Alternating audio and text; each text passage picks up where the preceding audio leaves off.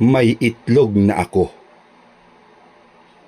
Ako ay nabuhay sa paglalabanan ng dalawang nilalang na nagmamahalan. Akala ko sila ay nagpapatayat, ulos sa kasalag ang namamagitan. Parang mga kawal sa gabing madilim, habol na ang hingay, lumalaban pa rin. Tila magkaaway sa biglaang tingin, ngunit magkakampi sa isang mithiin. Si alias Cupido ay nagpakawala ng punla sa kanyang matigas na pana. Bullseye sa pole agad, sugat na sariwa ni alias Luningning na nakatihaya. Sa labanang iyon, ako nagkamalay. Milyon-milyon kaming nagkaroon ng buhay. Ngunit bakit lahat ay nag-uunahan? Iisa ang aming pinatutunguhan. Sa daang masikip ay di magkamayaw.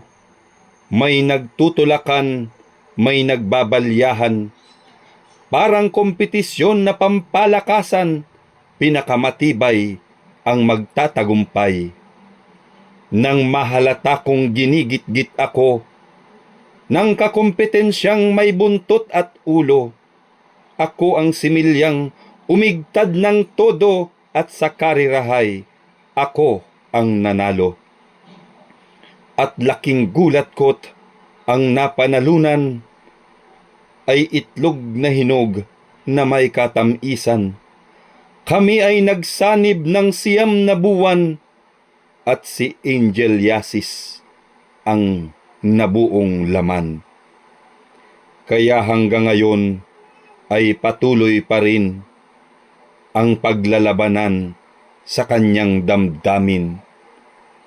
Kung hindi sarili ang kababakahin, ay kapwa niya taong tulad niyang salarin.